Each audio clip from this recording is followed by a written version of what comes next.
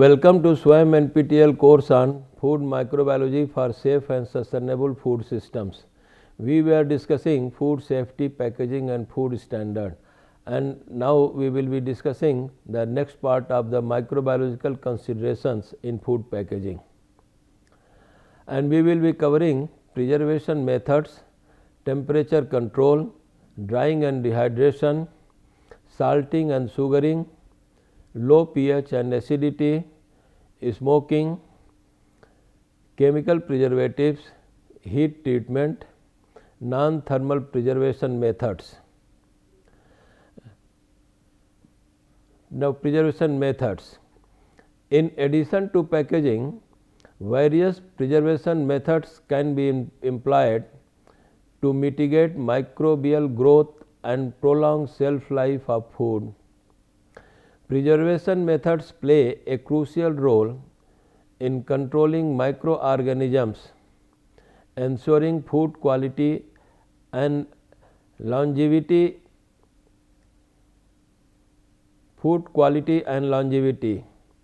Here are several ways in which preservation methods achieve these objectives. Temperature control. Temperature plays vital role in controlling microbial growth.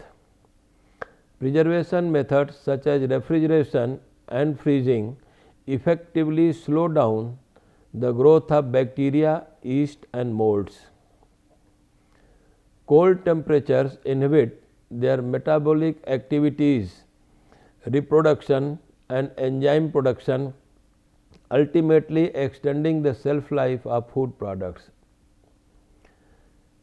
Freezing is a widely accessible and convenient preservation method.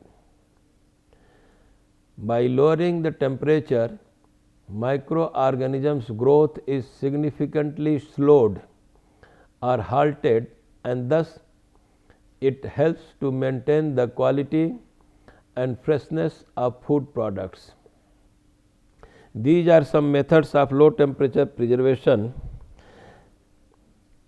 like refrigeration, chilling, freezing and freeze drying.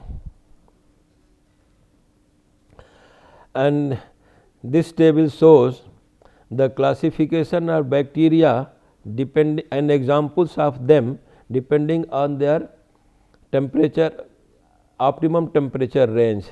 Like psychrophiles, the optimum temperature for their growth is below 20 degrees Celsius, and examples are Psychrobacter, Flavobacterium. The psychrotrophs, they grow at 0 to 30 degrees Celsius, and the examples are Listeria monocytogenes and Pseudomonas. Whereas mesophils, the optimum temperature for their growth is 20 to 45 degrees Celsius, and examples are Escherichia coli and Staphylococcus aureus. Whereas thermophils, the optimum temperature for their growth is 45 to 80 degrees Celsius, and examples are Thermus aquaticus and Sulfolobus.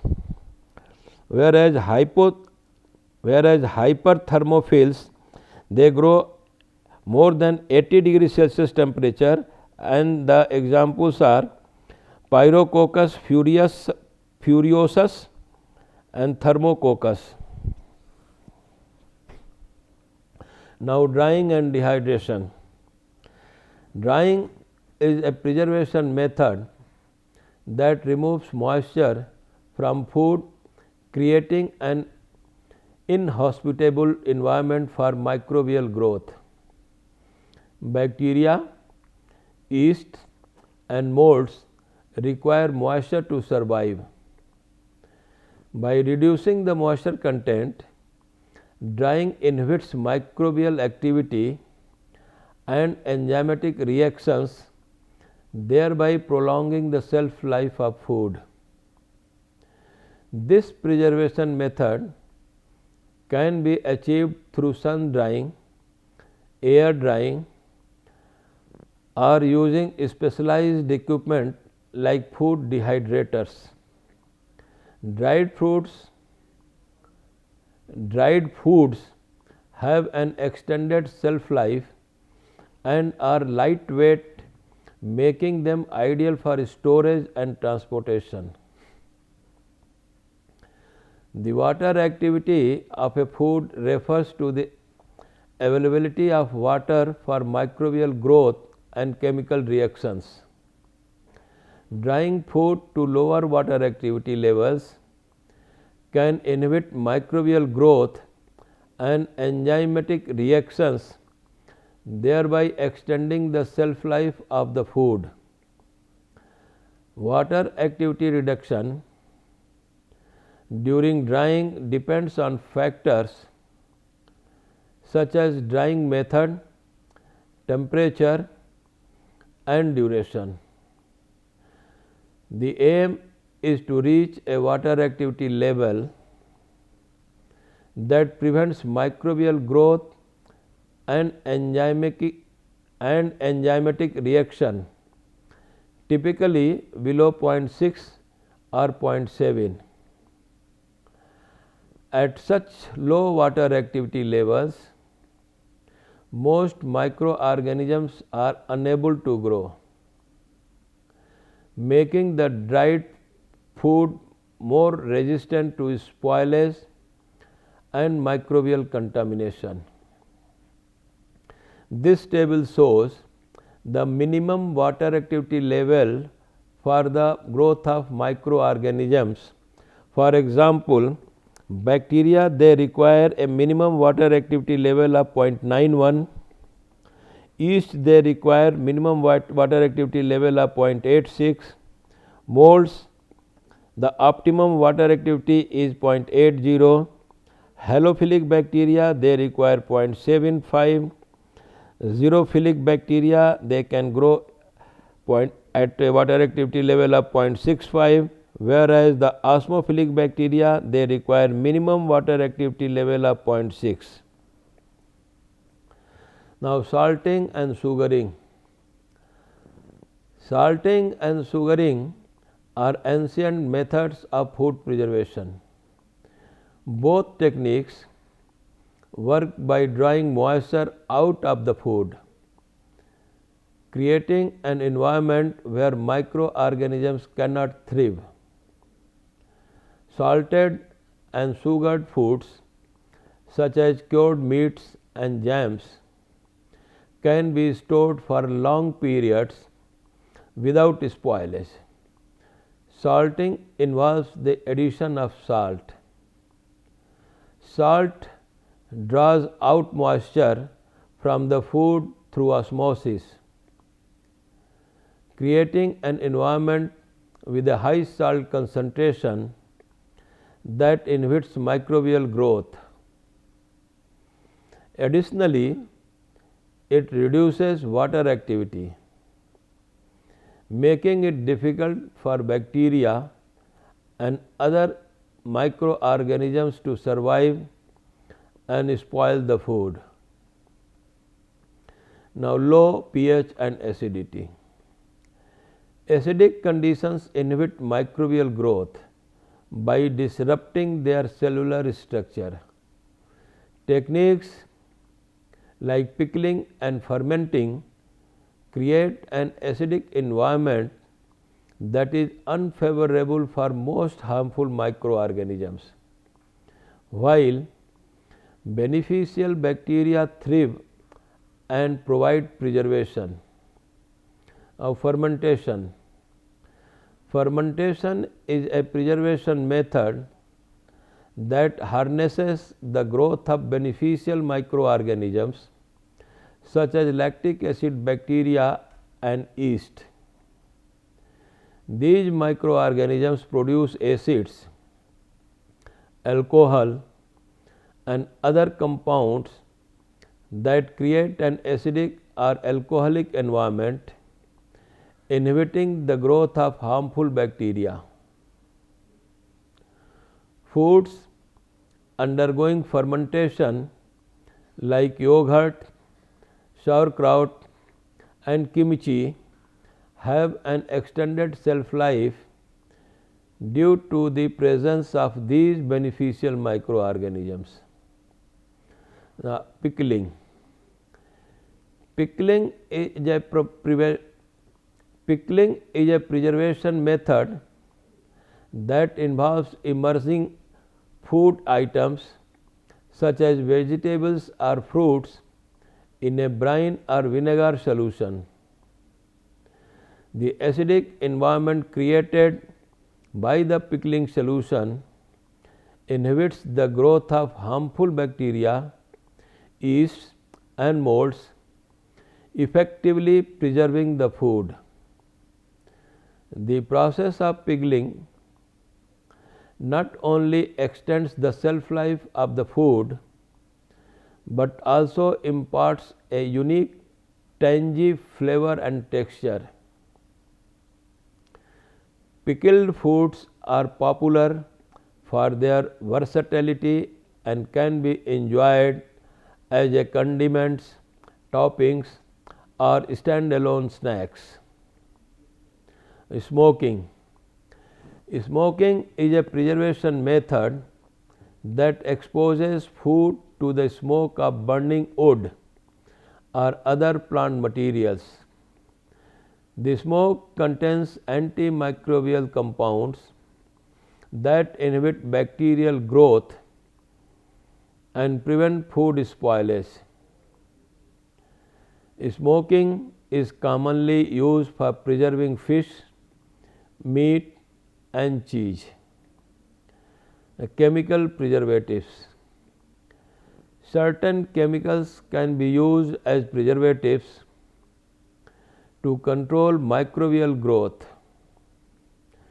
Common preservatives include organic acids, for example citric acid, acetic acid, antioxidants, for example vitamin C, tocopherols, and antimicrobial agents, for example sodium benzoate, sorbic acid. These substances inhibit the growth of bacteria, yeast and molds, thereby preventing spoilage and extending the shelf life of food products. Heat treatment. Thermal processes such as pasteurization and canning are employed to eliminate or reduce the microbial load in food. These methods involve the application of heat to kill or deactivate microorganisms. High temperatures destroy the enzymes and proteins essential for microbial growth, effectively controlling their population. The high temperature short time or HTST pasteurization. HTST pasteurization involves heating the food product to a specific temperature for a short duration, thereby eliminating or reducing the microbial load. It is commonly used for liquid or semi-liquid food products like juices and sauces before they are packaged. Low temperature long time or LT-LT pasteurization.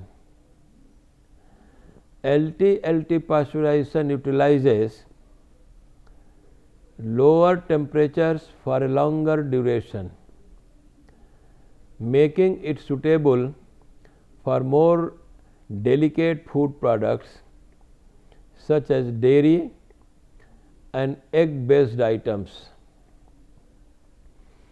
This process ensures the reduction of pathogens and spoilage microorganisms while minimizing quality degradation.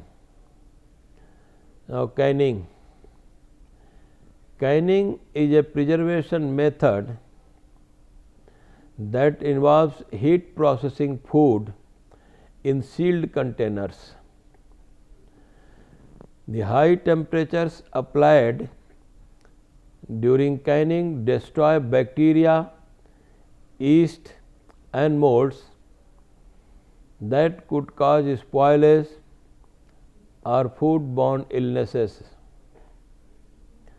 The hermetically sealed containers act as a barrier, preventing recontamination and hindering the entry and multiplication of microorganisms.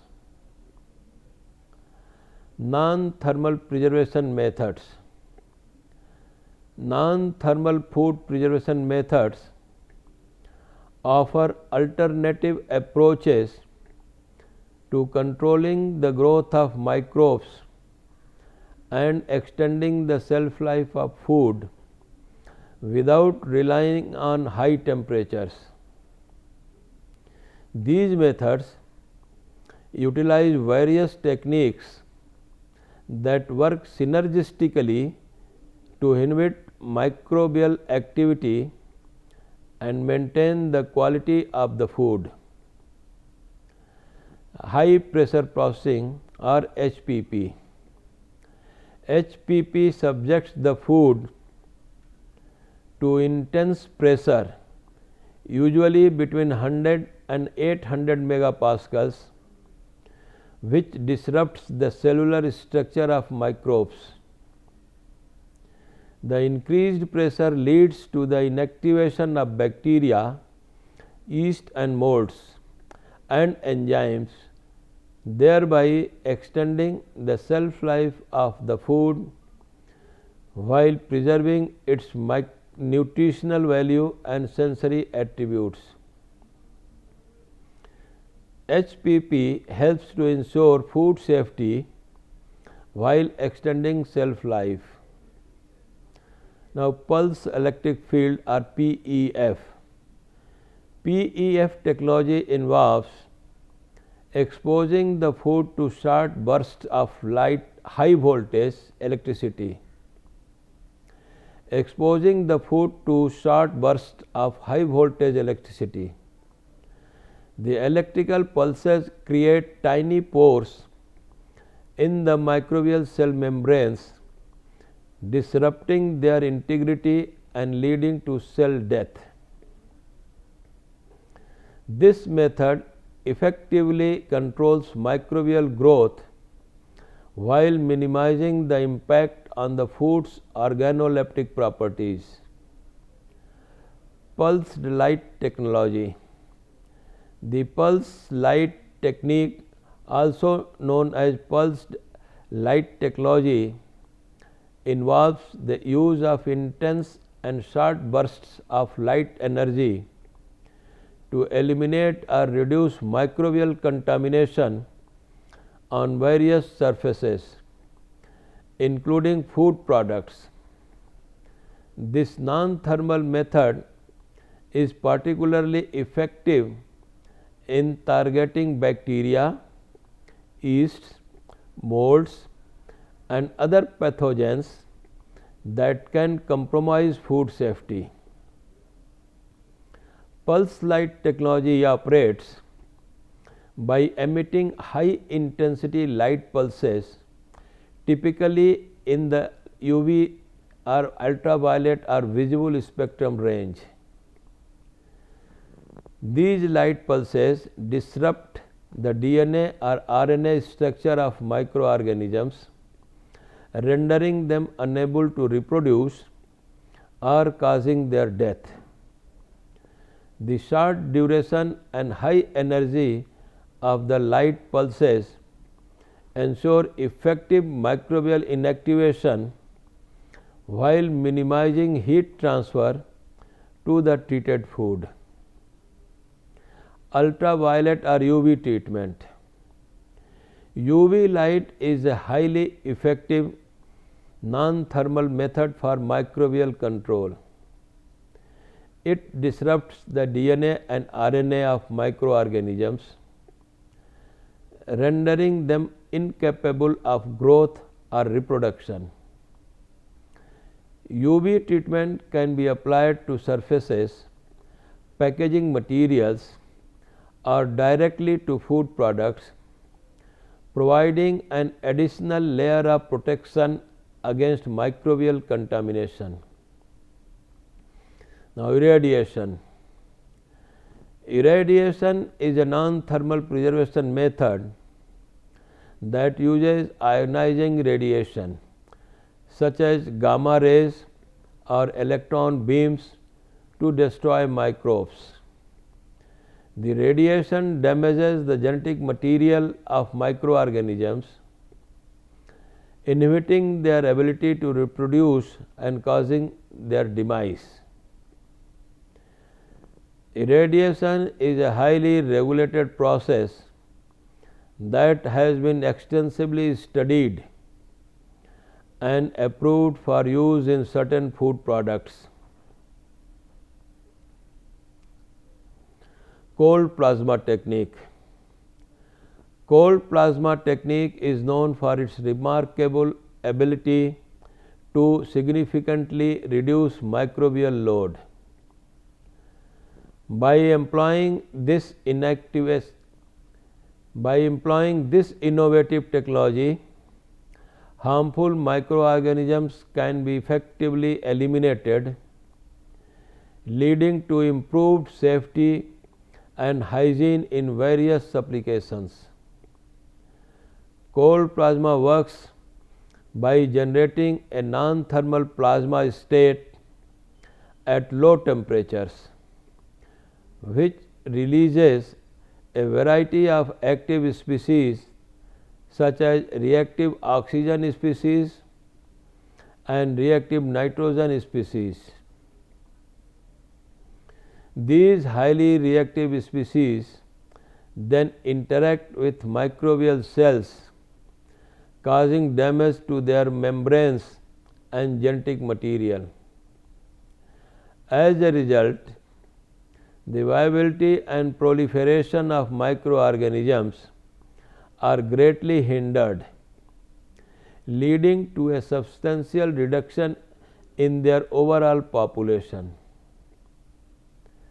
This technique offers a promising solution for microbial control in diverse fields, including food processing, health care, and environmental sanitation.